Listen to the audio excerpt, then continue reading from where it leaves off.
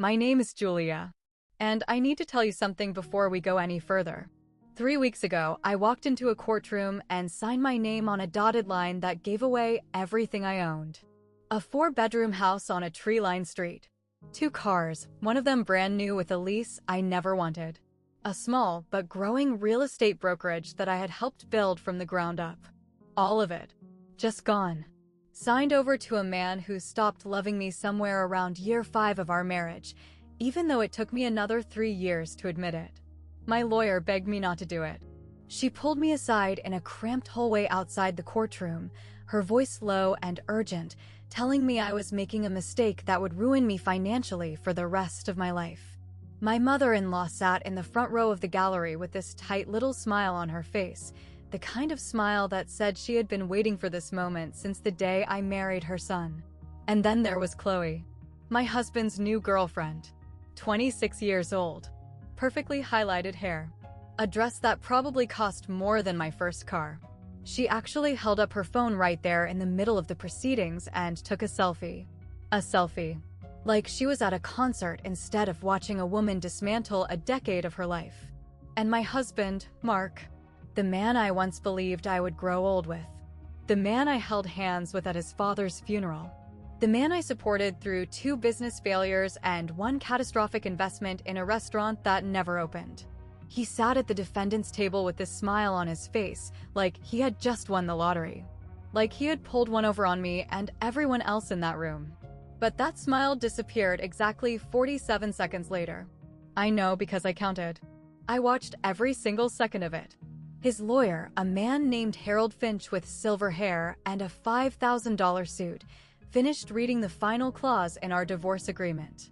And Mark, my husband, the father of my child, the man who told me for years that I was lucky to have him, finally understood what he had actually signed. Before I tell you what happened in that room, I want to ask you something.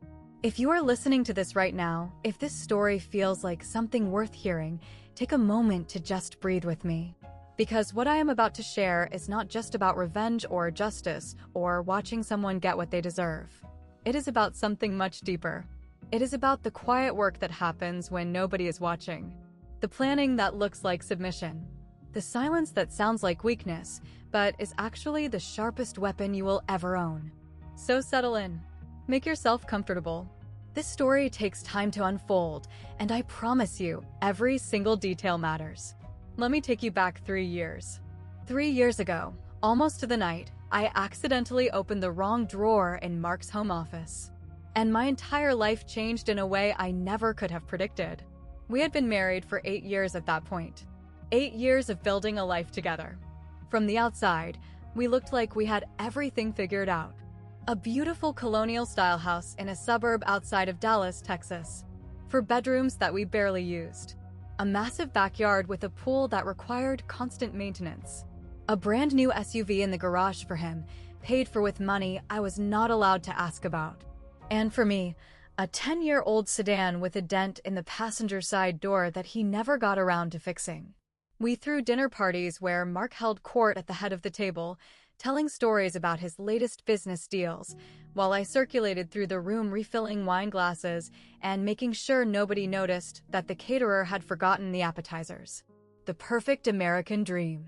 That is what it looked like if you squinted hard enough and did not ask too many uncomfortable questions. But here is the thing about that dream. Mark controlled everything.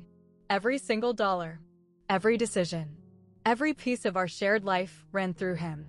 I will handle the money, he told me on our honeymoon, his arm wrapped around my shoulders as we watched the sun set over the ocean. You handle the house. That is the deal. And I, young and in love and desperately afraid of becoming my parents, agreed. My parents divorced when I was 14.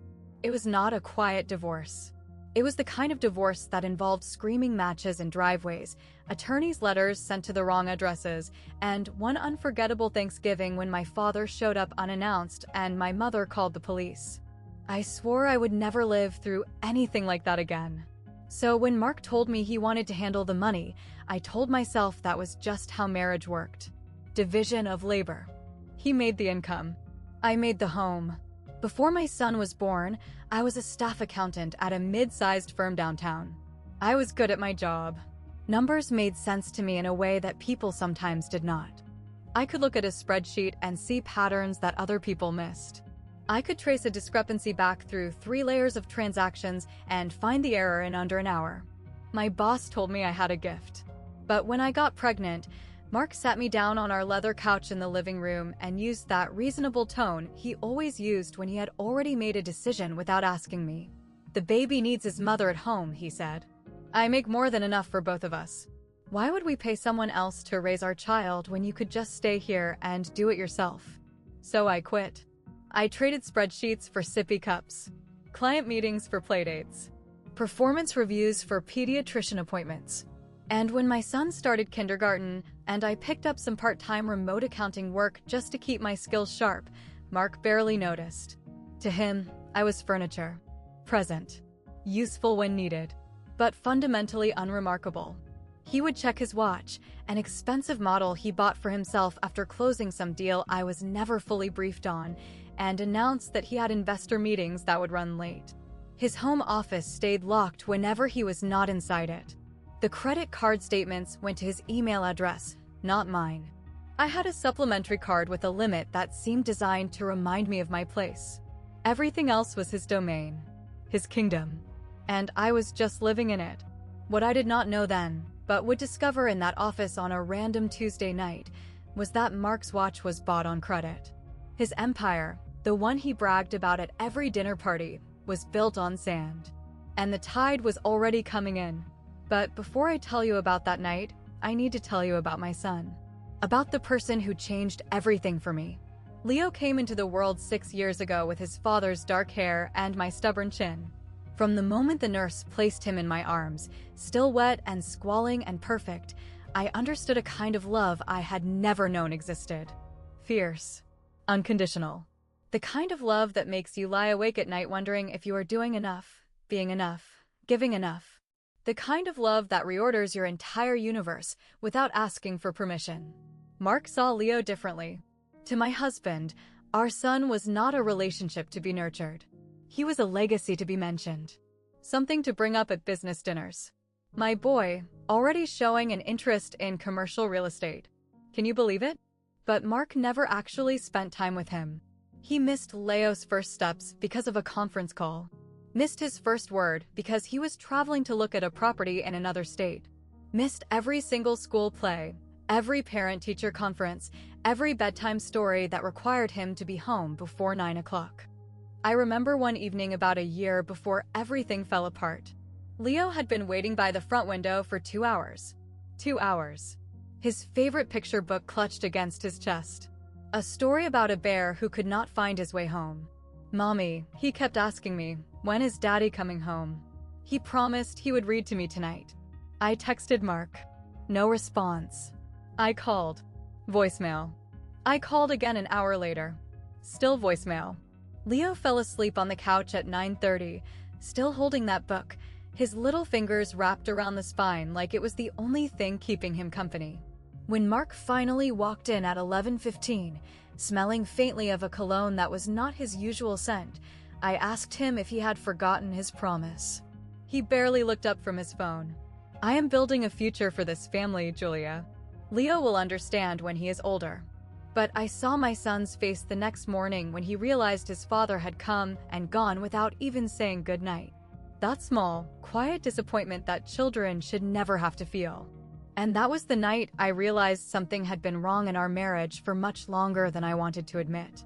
Mark had not hugged Leo in 3 months. Had not asked about school or friends or anything that mattered. Our son was not a priority to him. He was an afterthought.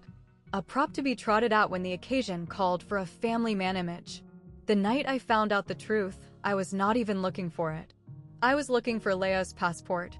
There was a school field trip coming up, something about a nature preserve an hour outside the city, and the permission slip required a copy of his passport for some reason I cannot even remember now.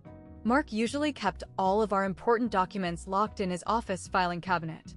But that night, he had left for one of his late meetings and forgotten to secure the door. I found the passport easily enough. Top drawer, right where he said it would be. But as I pulled it out, My hand brushed against a manila folder I had never seen before. The return address on the top envelope made me stop. First National Bank. Final notice, stamped in bright red ink. My accountant's brain kicked in before my wife's heart could stop me. I opened the envelope. 90 days past due. $340,000 outstanding on a commercial property loan. I did not recognize the property name. I had never heard Mark mention it. I opened another envelope. Wells Fargo. Delinquent account. Immediate action required. Then a letter from Chase. Then a notice from a collection agency I had never heard of. By the time I finished going through that drawer, my hands were shaking. Not from fear, exactly. From the sheer impossibility of what I was seeing. Mark's empire was hemorrhaging money. The properties he bragged about at parties were underwater. The company that was supposed to be our retirement was drowning in debt. Over $2 million in total liabilities. And he had never said a single word about any of it. I sat there in his leather office chair for a long time. The papers spread around me like evidence at a crime scene. The desk lamp cast a warm yellow glow over everything, making the red-stamped warnings look almost orange. I could hear the house settling around me, the normal creaks and groans of an old building at night. And I could hear my own heartbeat, steady and slow, as my brain started doing what it did best. Calculating. Then I did something that surprised even myself. I took out my phone and photographed every single document. Every envelope. Every stamp. Every signature. I made sure the time and date stamp was visible in each image. Crystal clear. Evidence grade. Then I put everything back exactly as I had found it, turned off the light, and walked out of that office like nothing had happened. I did not sleep that night, but I was not scared anymore. I was thinking, planning, connecting dots that had been scattered across my marriage for years. The next morning, I made a phone call to someone I trusted more than anyone in the world. My college roommate, a woman named Sarah who had stuck with me through every high and low of the past 15 years. Sarah worked as a loan officer at a regional bank. We had stayed close despite living in different cities, the kind of friendship that picks up right where it left off no matter how much time passes between conversations. She was also the only person who had ever looked at Mark and said, "I do not know Julia. Something about him feels off." I should have listened to her then. But I was listening now. "I need to run a credit check," I told her over the phone, keeping my voice low even though Leo was at school and Mark was at work. "On myself. And I need to understand what debts might be attached to my name as a spouse." Sarah did not ask why. She just said, "Come to my office tomorrow. Bring your ID. And we will figure this out together." What I learned over the following weeks confirmed my worst fears and revealed something I had not expected. Most of the debt was in Mark's name alone or tied to his business entities. But he had taken out 2 separate loans using both of our names without my knowledge. He had forged my signature on one of them. Used an electronic authorization I had never approved on the other.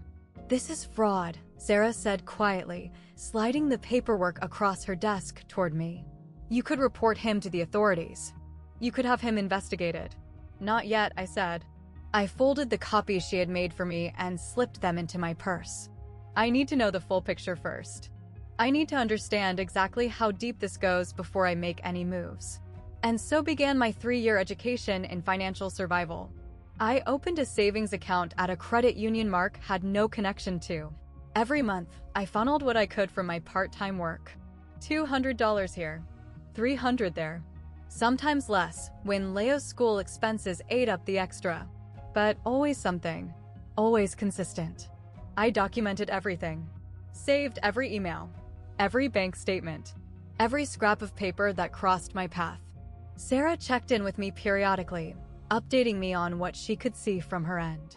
"The debt's growing, Julia," she told me about 18 months in. "Not shrinking. He is digging himself deeper." I was not surprised. But I was ready. Mark had no idea his wife was watching and waiting. To him, I was still just the woman who made his dinner and picked up his dry cleaning. A year ago, Mark started coming home smelling like someone else. It was not obvious at first. A hint of perfume that was not mine. A text message notification he would silence too quickly when I walked into the room. Business trips that seemed to multiply overnight, turning from quarterly affairs into monthly, then weekly. But I had spent 3 years training myself to notice everything. Every inconsistency, every evasion, every small crack in the facade he presented to the world. And Mark had grown careless with a wife he considered beneath his attention. The late nights became later, the investor dinners more frequent. He upgraded his wardrobe. $2,000 suits charged to credit cards that were already maxed out. Handmade leather shoes that cost more than my monthly grocery budget. Meanwhile, I was still wearing dresses I had bought 5 years ago, mending the hems myself because I did not want to ask for money to replace them. "You should put more effort into your appearance," he told me one evening, adjusting a new silk tie in the hallway mirror. "Chloe, she is a new business associate I have been working with. She always looks put together." Professional women understand the importance of presentation. Chloe. The name slipped out too casually, too often in the following weeks. I did not confront him. What would have been the point? I already knew our marriage was a facade held together by habit and convenience. I just needed to know how much time I had before the facade crumbled completely. One night, Mark left his phone on the kitchen counter while he showered. The screen lit up with a notification. "Can't wait to see you tomorrow. Wear the blue tie. I like it." A kiss emoji followed by a heart.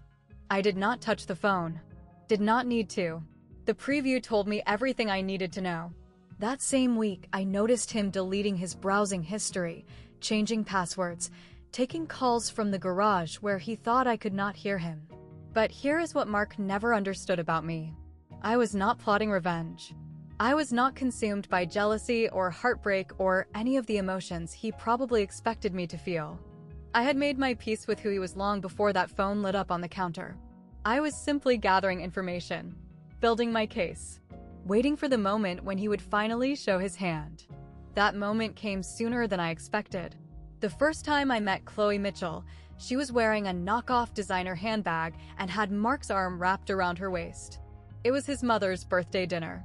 A monthly ritual at Eleanor Craven's pristine house in one of the wealthiest neighborhoods in the city. The kind of house where the silverware matched and the cleaning staff knew to make themselves invisible.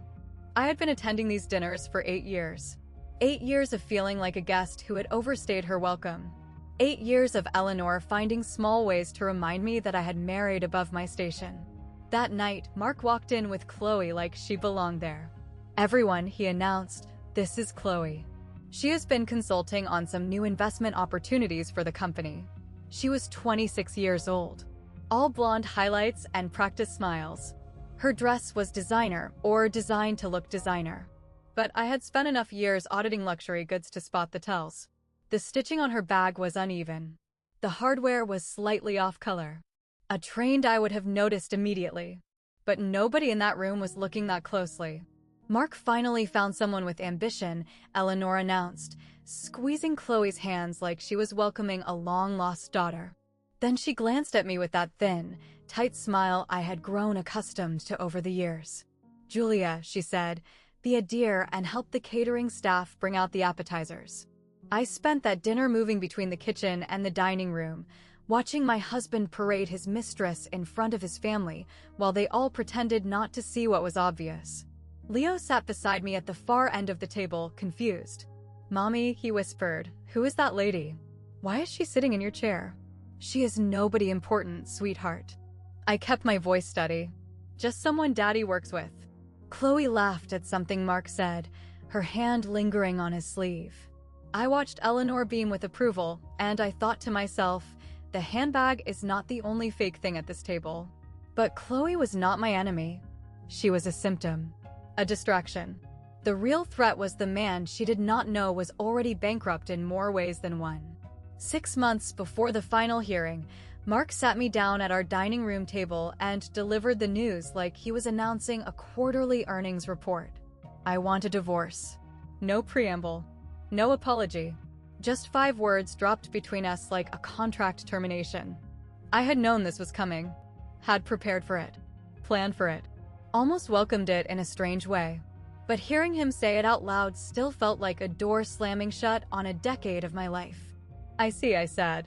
"What are you proposing?" Mark leaned back in his chair, his expression the same one he used when negotiating with people he considered beneath him. "I want the house," he said. "The cars. The company. Everything we built. I will be keeping all of it." "And what about me?" I asked. He shrugged. "You can keep Leo. I am not interested in custody battles. The kid would just slow me down." The kid. Our son. 6 years old. Innocent. Adoring. And his father could not even be bothered to use his name. "You are sure?" I kept my voice steady, my hands folded in my lap, so he could not see them trembling. "You want everything? All the assets? Every property? Every account? Every share?" Mark smiled, clearly pleased with his own generosity. "I am being reasonable here, Julia. Most men in my position would fight you for the child too, just to avoid support payments. I am letting you walk away with something. Something. My son, like Leo, was a consolation prize. A burden he was graciously allowing me to keep." I looked at my husband. Really looked at him. And I saw exactly what he saw when he looked at me. Nothing worth fighting for. "All right," I said quietly. "I will need some time to review everything." Mark's eyebrows rose. He had expected tears. Maybe bargaining. Begging even. Not quiet compliance. "That is reasonable," he said. "I will have my lawyer send over the paperwork." What he did not know, what he could not possibly have known, was that I had been waiting for this moment for 3 years. And I was ready. The first meeting with Mark's lawyer happened in a corner office downtown. All glass walls and leather chairs designed to intimidate. Gerald Pierce was a silver-haired partner at one of the city's most aggressive family law firms. The kind of man who charged $700 an hour and looked at opposing parties like they were problems to be eliminated. Mark had clearly chosen him for exactly that reason. I came alone. No lawyer. Just me and my 5-year-old Blazer, sitting across from 2 men who clearly thought this meeting was just a formality. "Mrs. Cravens," Gerald began, sliding a thick folder across the polished table. "My client has prepared a comprehensive proposal for the division of marital assets. Given the circumstances, we believe this is more than fair." I opened the folder. Pages of legalese detailing how Mark would retain sole ownership of everything. The house, the vehicles, the investment accounts, the real estate brokerage. In exchange, I would receive my personal belongings and custody of Leo. No alimony. No portion of the business. Nothing. Mark watched me read with a satisfied smirk. "She does not need a lawyer," he said to Gerald, not bothering to lower his voice. "She is just a part-time bookkeeper. She would not understand any of this even if she tried." Gerald looked uncomfortable for a moment. "Mr. Cravens," he said, "I really should advise that your wife retain independent counsel." "Not necessary." Mark waved his hand dismissively. "Julia knows I built everything. She contributed nothing. Right, Julia?" I closed the folder and met his eyes. "I will need a few days to review this," I said. "Then I will provide my response." Mark blinked, clearly expecting immediate surrender. But he recovered quickly, that arrogant smile returning. "Take all the time you need," he said. "The outcome will not change." I walked out of that office, and I was not a victim. I was a woman with a plan. Within a week, Mark had rewritten our entire marriage for public consumption. "Julia is being completely unreasonable," I overheard him tell mutual friends at a neighborhood gathering I had not even been invited to. "I am offering her a clean break, and she is trying to drag this out. Probably hoping to take half my company when she never worked a day for it." The Whisper network moved fast. People I had known for years suddenly stopped returning my calls. A mother from Leo school gave me a sympathetic look in the pickup line and said, "I heard about everything. It must be so hard realizing you were not compatible." Compatible. As if I was the one who had been caught with a 26-year-old mistress. Then came Eleanor's call. Julia. Her voice carried that particular frost she reserved for people who disappointed her. "I understand you are making this difficult for Mark. May I remind you that my son built that company from nothing? You were lucky to live in that house, drive those cars, wear the lifestyle he provided. Do not embarrass yourself by pretending you deserve more." "I have not asked for anything, Eleanor." "Good. Keep it that way. And do not drag this through the courts. It would be humiliating for everyone, especially Leo. She hung up before I could respond. That same night, I discovered something while reviewing the property records I had been quietly collecting for years. Mark had mortgaged our family home, the house we lived in, without my consent or signature. A second mortgage taken out 18 months ago. Under state law, he needed my approval for that. He did not have it.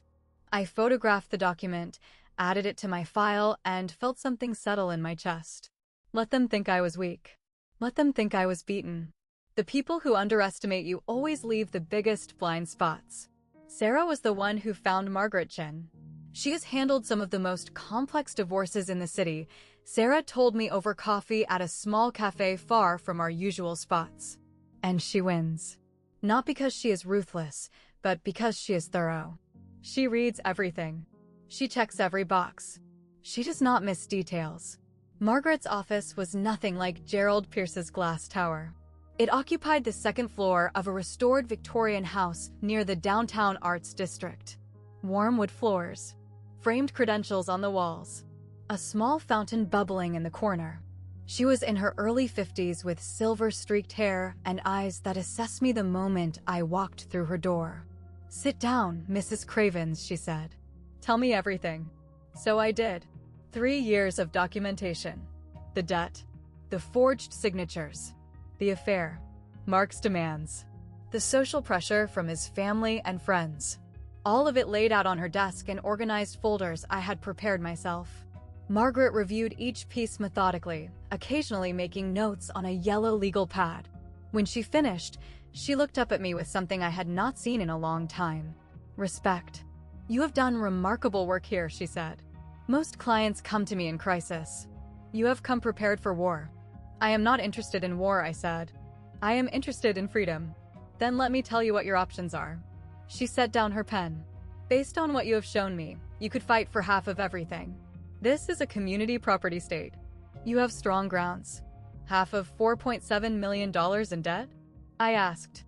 Margaret smiled. The first real smile she had shown. "You understand the situation better than your husband does." "I have had 3 years to understand it. He still thinks he is a millionaire." "Then let me ask you something." She leaned forward, her elbows on the desk. "What do you actually want out of this divorce?" I thought about Leo. About my small savings account. About starting over with nothing but my son and my dignity. "I want him to get exactly what he is asking for," I said. Margaret studied me for a long moment, then pulled a thick legal textbook from her shelf.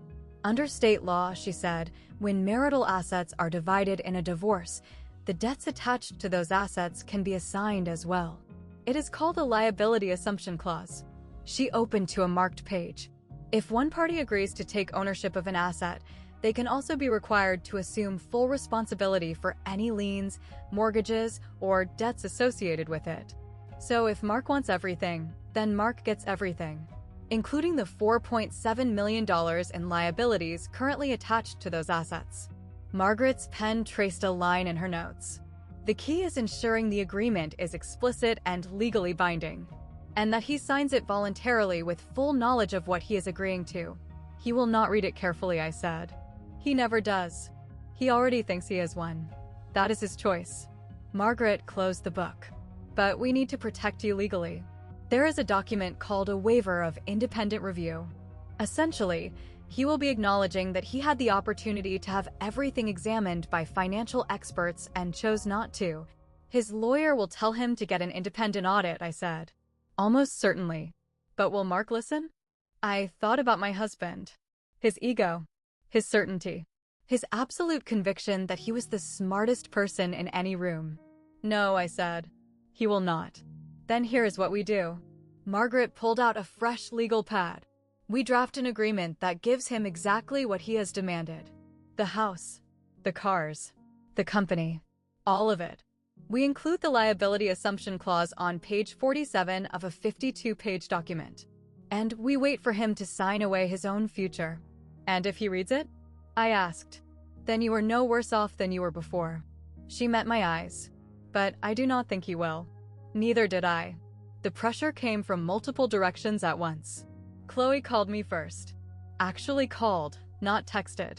her voice dripping with false sweetness. Julia, hi.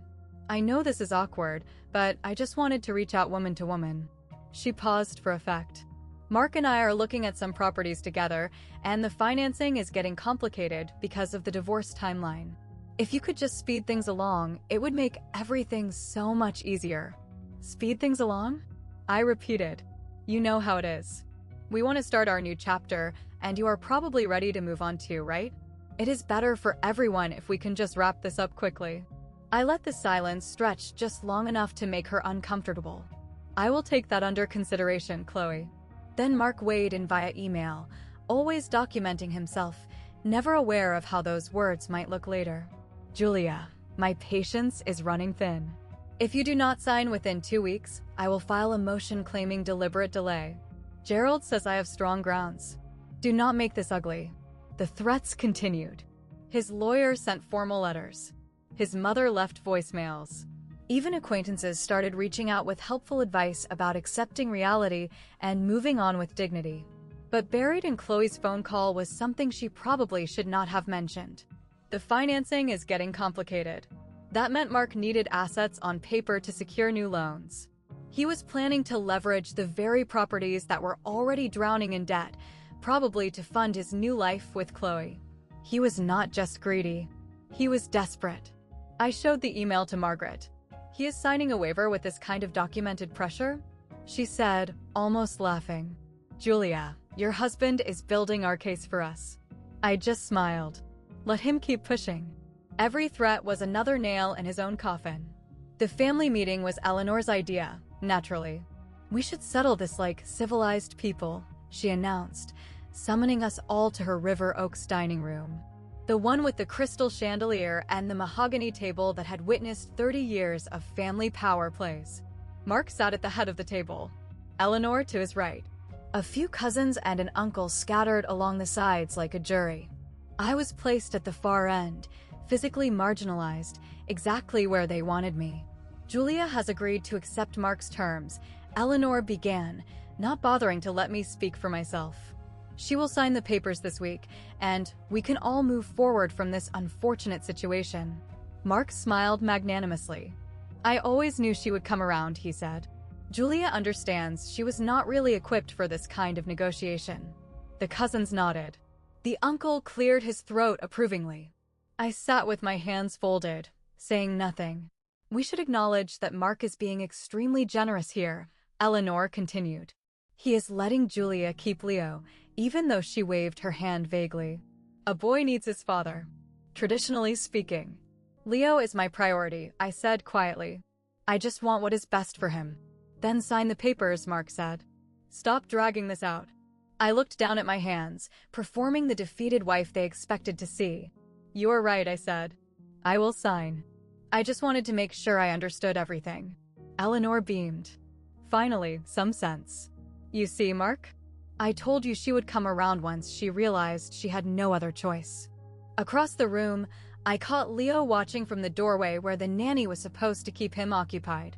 His small face was confused, worried. I smiled at him gently. What nobody in that room understood was that I had not surrendered. I had just made them think I had. The night before the final hearing, I sat alone in the tiny apartment I had rented after moving out of the house. 2 bedrooms. 1 bathroom. A galley kitchen barely big enough for 2 people to stand side by side. But it was clean. It was safe. And it was ours. Mine and Leo's. My son had fallen asleep an hour earlier, his favorite stuffed rabbit tucked under his arm. I watched him breathe for a few minutes. This small person who had become the center of my entire universe. Then I walked to the kitchen table where my documents were spread out. 3 years of preparation. All of it leading to tomorrow. I reviewed the final agreement one more time. 52 pages. The liability assumption clause buried on page 47. Exactly as Margaret and I had planned. The waiver of independent financial review on page 49. Everything legal. Everything transparent for anyone who bothered to look. Mark would not look. I was certain of it. But certainty and reality are different things. And my hands trembled slightly as I closed the folder. On the counter, I had set out my outfit for tomorrow. A simple gray blazer. A white blouse. Minimal jewelry. The only piece that mattered was the ring my grandmother had left me. A thin gold band with a tiny emerald. Worth nothing monetarily. Everything emotionally. It was the one asset Mark had never thought to claim. Leo stirred in his sleep, mumbling something about pancakes. I walked back to his room and sat on the edge of his bed, brushing the hair from his forehead. "Whatever happens tomorrow," I whispered, "we are going to be okay." The words were meant for him, but maybe I needed to hear them too. I did not sleep much that night, but I was not afraid anymore. I want to pause here for a moment, if you do not mind. Before I tell you what happened in that courtroom, I need to say something to anyone listening who might recognize pieces of their own story in mine. If you are in a relationship where you feel controlled, where someone else manages every dollar, makes every decision, treats you like you are invisible or incapable, I want you to know that you are not alone, and you are not crazy for feeling trapped. For 3 years, I stayed silent.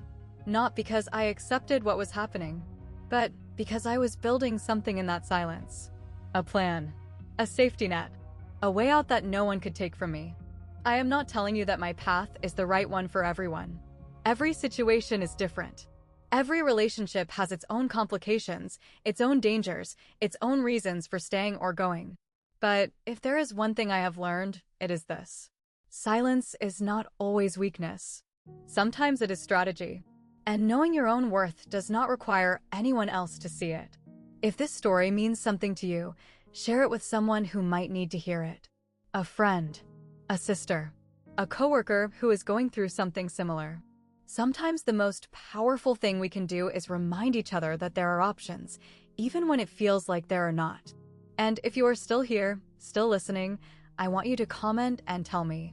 Have you ever been underestimated? How did you prove them wrong? I read every single response. Now, back to the morning of the hearing. I dropped Leo off at Sarah's house, kissed him goodbye, and drove to the courthouse in my old sedan. Mark's new SUV was already in the parking lot when I arrived. He had gotten there early, eager to claim his prize. He had no idea what was waiting for him. The morning of January 3rd was unseasonably warm for Dallas. 68 degrees. Bright sun cutting through wispy clouds. I stood outside the family courthouse, watching my breath not fog in the air, feeling strangely calm. 3 years of waiting, and it had come down to this. One hearing, one signature, one moment that would determine the rest of my life. My phone buzzed. Margaret. In the building. Room 4B, ready when you are. I texted back a simple coming and walked through the glass doors. Inside, the courthouse hummed with the mundane business of endings. Couples signing custody agreements. Lawyers shuffling papers. Clerks stamping documents that would reshape families forever. Just another Tuesday for everyone except the people whose worlds were changing. I found room 4B at the end of a long hallway. Through the narrow window in the door, I could see Mark already seated at the respondent's table. Gerald Pierce beside him. Both men reviewing papers with the relaxed posture of people who believed they had already won. Margaret was waiting for me outside. "How are you feeling?" she asked. "Ready," I said. The word came out steady. "Is everything in order?" Every document filed. Every clause triple-checked. She touched my arm briefly. Unusual for her, but somehow exactly what I needed. "Whatever happens in there, Julia, you should know. Win or lose, you have already proven you are not who they think you are." "I am not trying to prove anything," I said. I met her eyes. "I am just trying to be free." She nodded once, then opened the door. Mark looked up as I entered. He smiled. That confident, condescending smile I had seen 1,000 times. "Julia," he said. "Glad you could make it." I took my seat beside Margaret without responding. Let him smile. It would not last long. The courtroom was smaller than I had imagined. More intimate. Wood-paneled walls. Fluorescent lighting that hummed faintly overhead. Rows of gallery seating that were mostly empty. Mostly. Chloe had claimed a spot in the front row, wearing a red designer dress that probably cost more than my first car. She was texting when I walked in, but looked up long enough to give me a smile that was almost pitying. Beside her sat Eleanor Cravens, immaculate in designer clothing, her posture radiating the quiet certainty of a woman who had never been denied anything in her life. They had come to witness Mark's triumph, a front-row seat to my humiliation. I settled into my chair and watched my husband from across the aisle. He had worn his best navy suit, a gold tie clip catching the light, an expensive watch gleaming on his wrist. To anyone who did not know better, he looked like a man in complete control. Gerald leaned over to whisper something, and I caught fragments. Routine. Just need her signature. Home by lunch. Mark nodded, barely listening. That was when I noticed something interesting. Gerald's face. There was tension around his eyes, a tightness in his jaw that did not match his confident words. He kept glancing at the thick document folder between them, then at Mark, who had not touched it. Judge Harriet Dawson, presiding, the clerk announced. A woman in her 60s entered from chambers. Gray hair pinned back severely. Reading glasses perched on her nose. "We are here for the matter of Cravens versus Cravens final dissolution hearing," she said. She looked up. "Counselors, are both parties prepared to proceed?" "We are, Your Honor," Gerald said. "We are," Margaret confirmed. Judge Dawson nodded. "Then let us begin. I understand we have a settlement agreement to review." Mark straightened in his seat, practically glowing with anticipation. Showtime. The agreement was read into the record with the same clinical detachment as a medical diagnosis. Mrs. Cravens agrees to relinquish all claims to the marital residence located at 4521 Meadowbrook Lane, the clerk read, as well as all motor vehicles registered to the marriage, including one late model luxury SUV and one 10-year-old sedan. The list went on. Properties. Investment accounts. Cravens Properties LLC and all its holdings. Every asset Mark had demanded, formally transferred to his sole ownership. Chloe squeezed Eleanor's arm, beaming. Judge Dawson looked over her glasses at me. "Mrs. Cravens," she said, "you understand that by signing this agreement, you are relinquishing your community property rights to these assets?" "I understand, Your Honor." "And you have had adequate time to review this agreement with your counsel?" "I have." "Any questions before we proceed with signatures?" "No, Your Honor." Gerald cleared his throat. "Your Honor," he said, "I would like it noted that my client was advised to obtain independent financial review of the marital assets and debts, but has elected to waive that review." "Mr. Cravens," Judge Dawson turned to Mark. "Is that accurate? You are waiving your right to have the financials independently verified before signing?" Mark did not hesitate. "I built this company, Your Honor," he said. "I know exactly what it is worth. I do not need some accountant telling me what I already know." "Then please sign the waiver on page 49. Mark took Gerald's pen, an expensive model, and signed with a flourish. I watched Gerald's face as Mark handed back the pen. The attorney was flipping through pages rapidly now, searching for something. His eyes stopped on page 47. The color drained from his face. "Mark," he whispered urgently, reaching for his client's arm. "Wait." But Mark was already turning to page 52, signing his name on the final line. "Done," my husband announced. The moment Mark's pen lifted from the paper, Gerald's face went white. I watched it happen in real time, the realization spreading across his features like ice forming on a windshield. His mouth opened slightly. His hand gripped the edge of the table. "Mark?" His voice was barely above a whisper. "Mark, we need to stop." "What?" My husband laughed, sliding the signed document toward the clerk. "It is done." She signed. I signed. "Let's wrap this up." "You do not understand." Gerald was scrambling through the pages now, his professional composure crumbling. Page 47. The liability assumption clause. "The what?" Judge Dawson held up her hand. "Mr. Pierce," she said, "is there an issue?" Gerald looked from Mark to the judge to me, and I could see the exact moment he understood he could not undo what had just happened. "Your Honor," he said, "my client may not have fully understood." "Your client," Margaret interrupted smoothly, "was asked directly if he wanted independent financial review. He declined. He signed the waiver voluntarily. The agreement is executed." "What is everyone talking about?" Mark's voice had lost its confidence. "What is on page 47? Gerald handed him the document, his finger pointing to the relevant clause. I watched my husband's eyes move across the text. The party receiving marital assets hereby assumes full personal liability for all debts, liens, mortgages, and financial encumbrances attached to said assets, releasing the other party from any and all obligations related thereto. Mark's face went gray. This says, he looked up at Gerald, then at me. This says I am responsible for the debts. All $4.7 million, Margaret confirmed. As of your signature 30 seconds ago. Chloe's voice cut through from the gallery. For million? What? I sat perfectly still, watching my husband finally understand what he had just done to himself. Mark shot to his feet so fast his chair screeched against the floor. This is fraud, his voice echoed through the small courtroom. She tricked me. This whole thing is. She cannot do this. Mr. Cravens, sit down. Judge Dawson's tone left no room for negotiation. I am not sitting down until someone explains how this is legal. Gerald, do something. Gerald stood frozen, his face the color of old paper. You signed the waiver, Mark, he said. You specifically stated you knew what the assets were worth. You refused independent review. Because I thought. Mark spun toward me. You knew. You knew the whole time. You planned this. I did not plan anything, I said. My voice came out steady. Calm. I just gave you exactly what you asked for. Your Honor, Mark slammed his palm on the table. I demand this agreement be voided. I was deceived. You were not deceived, Mr. Cravens. Judge Dawson removed her reading glasses, fixing him with a stare that silenced the room. The financial records of your company are public.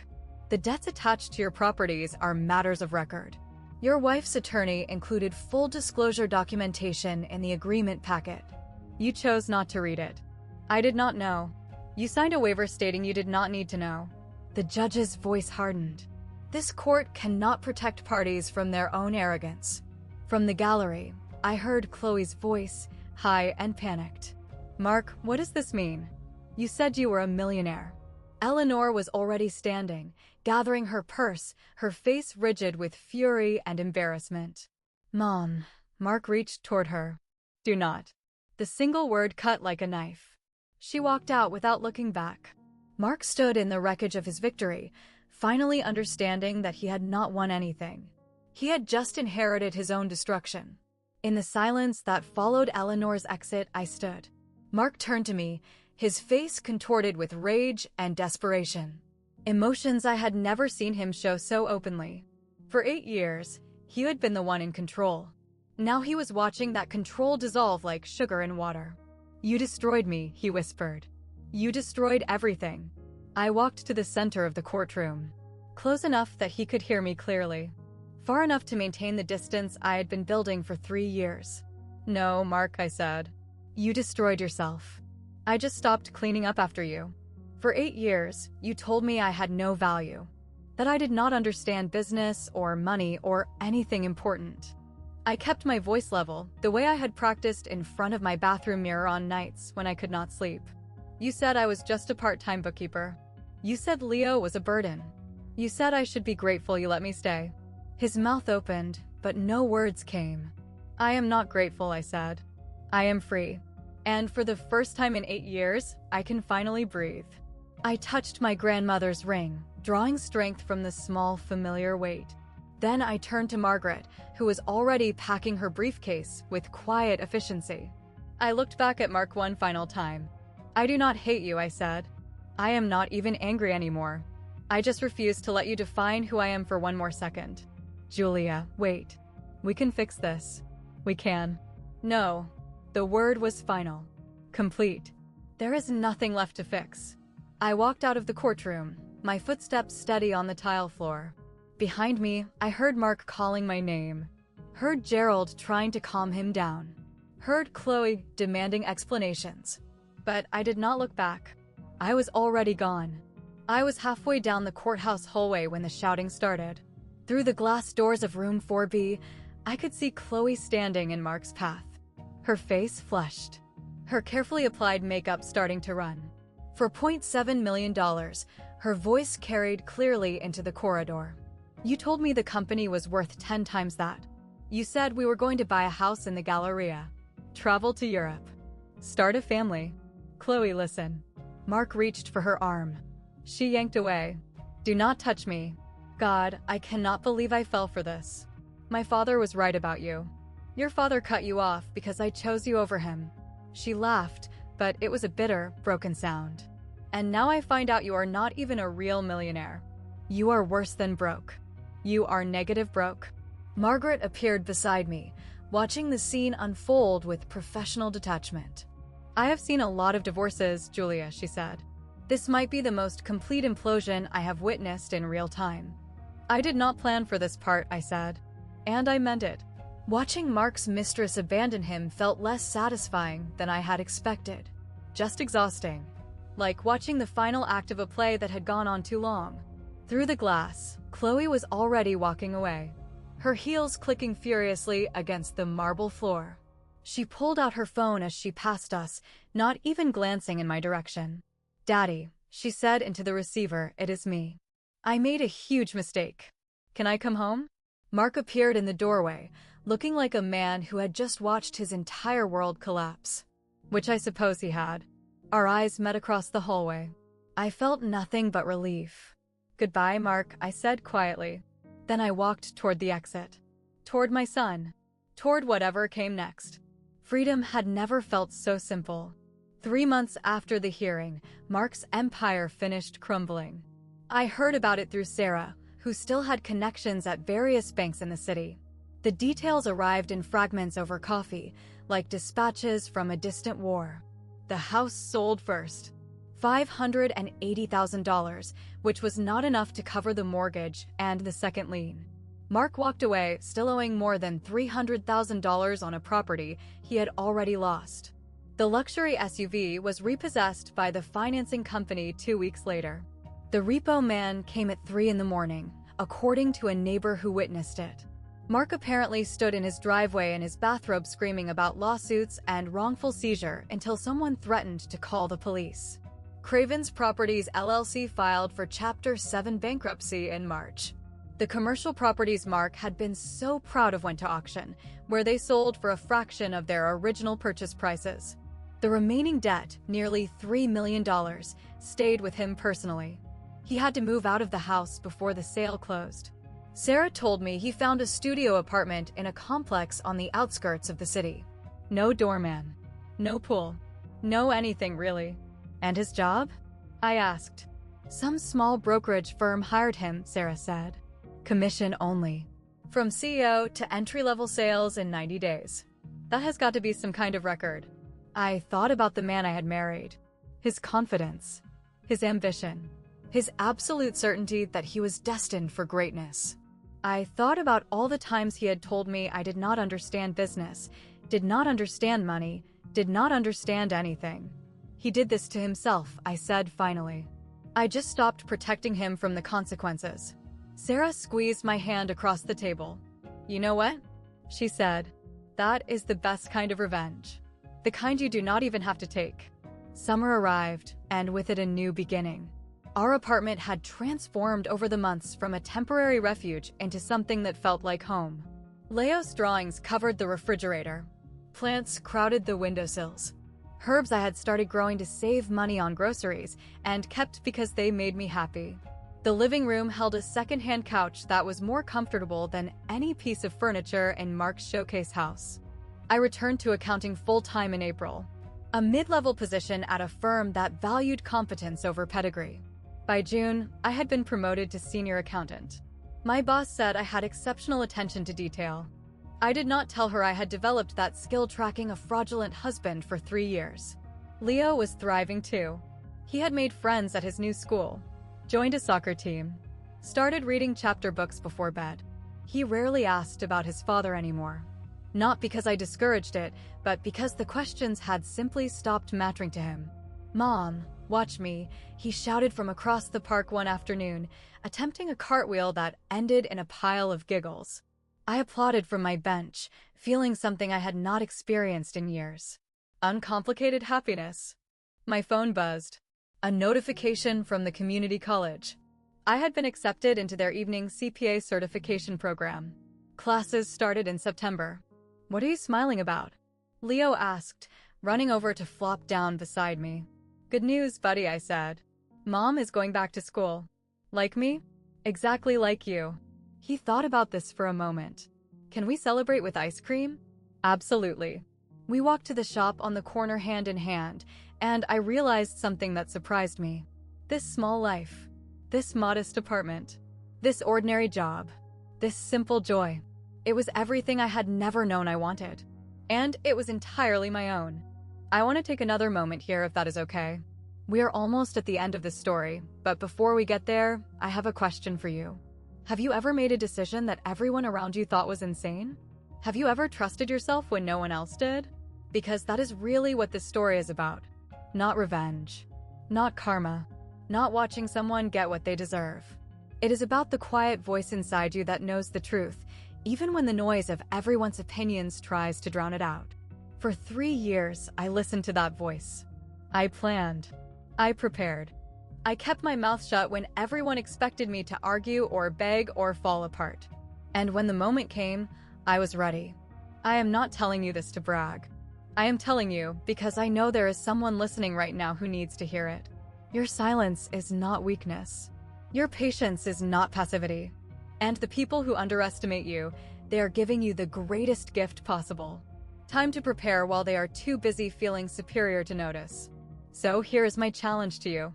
If you know someone who is in the middle of their own silent battle, a friend, a family member, anyone who might need to hear that their planning will pay off, share this story with them.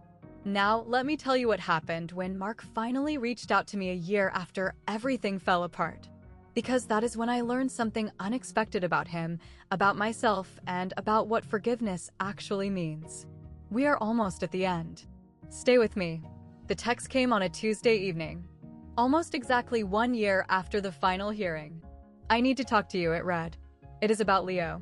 I stared at my phone for a long moment, my thumb hovering over the delete button. Then curiosity, or maybe something softer, made me type back. Public place. Tomorrow at noon. The cafe on Westheimer. He agreed. I almost did not recognize Mark when he walked in. The tailored suits were gone, replaced by khakis and a polo shirt that hung looser than it should have. He had lost weight, not in a healthy way. His face looked tired, the confidence drained from his features. He sat down across from me without ordering anything. You look good, he said. You look happy. I am. Silence stretched between us. He stared at his hands. I am not here to apologize, he finally said. I know you would not believe me if I did. I am here because he took a breath. I have been in therapy for 6 months, and my therapist says I need to take accountability for what I did to you. To Leo. I waited. I was a terrible husband, he said, and a worse father. The words came out like they physically hurt him. I treated you like you did not matter. I treated our son like an afterthought. I was so obsessed with my own image that I could not see what I was destroying. Why are you telling me this? Because I want to see Leo. He met my eyes for the first time. Not to get back at you or prove anything. I want to try to be his father. A real father. If you will let me. I studied the man I had once loved, searching for the arrogance I had learned to navigate. I did not find it. I will consider it, I said. On conditions. That night, after Leo was asleep, I sat on my balcony with a cup of tea and watched the city lights flicker in the distance. I thought about the woman I had been 3 years ago. Scared. Uncertain. Convinced that silence was her only option. I thought about the woman I was now. Still quiet, but no longer afraid. Still careful, but no longer trapped. Mark wanted back into Leo's life. 6 months ago, I would have said no without hesitation. But something in his eyes today had been different. Something broken that was trying to rebuild itself. I could not heal him. That was not my job anymore. But Leo deserved to know his father. Or at least the father Mark was trying to become. So I set my conditions. Monthly therapy sessions verified by his counselor. Steady employment for 6 months minimum. Supervised visits first, progressing only if Leo felt comfortable. And one absolute rule. He would never, ever speak about me negatively in front of our son. Mark agreed to everything. I did not know if he would follow through. People promise change all the time and deliver nothing. But I had learned something important over the past 3 years. Boundaries are not about controlling other people's behavior. They're about protecting your own peace. I pulled out my journal, something my own therapist had suggested I start, and wrote a few lines. Boundaries are not walls. They are doors. You choose who walks through them. I chose to give Mark a door. Whether he walks through it as a better man is up to him. Either way, Leo and I will be okay. The tea had gone cold, but I did not mind. I sat there a while longer, watching stars emerge through the city's light pollution, and let myself feel something I had almost forgotten was possible. Hope. September arrived with the smell of fresh notebooks and new beginnings. Leo started first grade the same week I started my CPA certification classes. We developed a routine. Homework together at the kitchen table. Him practicing his letters while I studied tax law. Sometimes we would quiz each other. He usually won. What is 4 plus 6? I would ask. 10, he would say. What is the difference between assets and liabilities? I would laugh. Where did you learn that word? From you, he would say. You say it in your sleep sometimes. Work was going well. My boss had mentioned the possibility of a partnership track. If I continued performing at my current level and finished my certification. For the first time in my adult life, I was building something that belonged entirely to me. Sarah came by one evening with a bottle of wine. The good kind, not the shelf rack kind we used to split in college. I have news, she announced, settling onto my second-hand couch. Your ex-husband paid off one of his smaller debts last month. First voluntary payment he has made since the bankruptcy. I took a sip of my wine. That is good for him. Aren't you curious about the details? Not particularly. Sarah studied me for a moment, then smiled. You really are over it, are not you? I was over it the day I walked out of that courtroom, I said. I looked around my modest apartment. The plants. The drawings. The evidence of a life built from scratch. I just did not know what came next. Now I do. The next morning, Leo and I walked to school together, his hand warm in mine. Mom, he asked as we reached the gates. Are you happy? I knelt down to his level, adjusting his backpack straps. Yes, baby, I said. I really am. He smiled. That beautiful, uncomplicated smile that made everything worthwhile. Then he ran toward his classroom. I stood watching until he disappeared inside. Then I walked toward my future. Before I end this story, I want to share something my therapist helped me understand about Mark, about myself, and maybe about someone you know. Mark was not born cruel. He was raised to believe that being a man meant being in control. Of money, of decisions, of everything and everyone around him. His father was the same way, and his father before that. When his business started failing, he could not admit it. Not to me, not to his family, not even to himself. Because in his mind, admitting failure meant admitting he was not a real man. So he doubled down, took on more debt, projected more confidence. And when the pressure became unbearable, he found someone new. Someone who did not know the truth. Someone who could reflect back the successful image he so desperately needed to see. Understanding this does not excuse what he did. It just explains it. And honestly, it helped me stop taking it personally. His cruelty was never really about me. It was about his own fear of being seen as weak. As for me, I had my own patterns to confront. I avoided conflict because I watched my parents' marriage implode in screaming matches and slammed doors. I thought silence meant peace. I did not realize I was confusing peace with paralysis. What I learned through all of this is that silence can be powerful, but only when it is a choice, not a cage. Planning is valuable, but so is knowing when to act. And your worth does not depend on whether the people around you recognize it. If there is a lesson here, it is this. The people who underestimate you are building their own traps. You do not have to do anything but stay ready. So that is my story. A woman who was told she did not matter. Who spent 3 years proving that she did. Not to anyone else, but to herself. If this meant something to you, share it with someone who needs to hear it. Subscribe if you want to hear more stories like this one. And check the description for related videos. More stories about people who were counted out and ended up on top. Thank you for listening. Thank you for being here until the end. I am Julia. And I hope wherever you are, whatever you are facing, you know that you are stronger than they think. You just might not have found your moment yet, but you will.